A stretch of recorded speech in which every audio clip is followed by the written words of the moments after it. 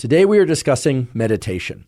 We're going to discuss the science of meditation, that is, what happens in the brain and body while we are meditating. And we will talk about the science of meditation as it relates to how the brain and body change as a consequence of meditation. That is, what you export or take from a meditation practice that can impact everything from your sleep to your mood. For instance, meditation has been shown to alleviate symptoms of depression.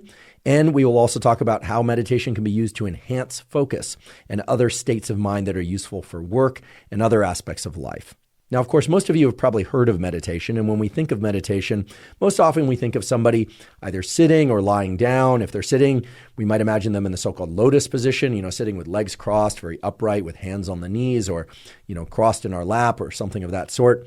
Typically, we think of somebody who's in a very calm state, eyes closed, focused on their so-called third eye center. The third eye center is the area just behind one's forehead. There's no third eye there. At least there shouldn't be.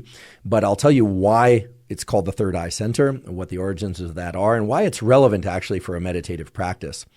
With all that said, it turns out that meditation encompasses a huge variety of different practices. Some of those practices indeed are done sitting or lying down with one's eyes closed, focusing on the third eye center.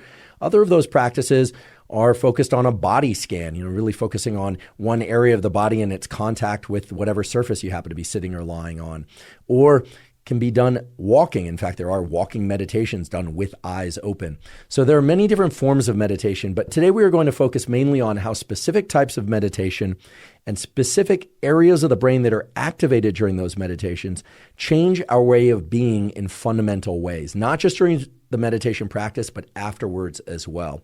So if you're somebody who's interested in changing your default state of mood or of thinking or enhancing your ability to focus or improving your sleep or improving performance in some cognitive or physical endeavor, meditation is powerful, but you want to make sure that you pick the right meditation practice.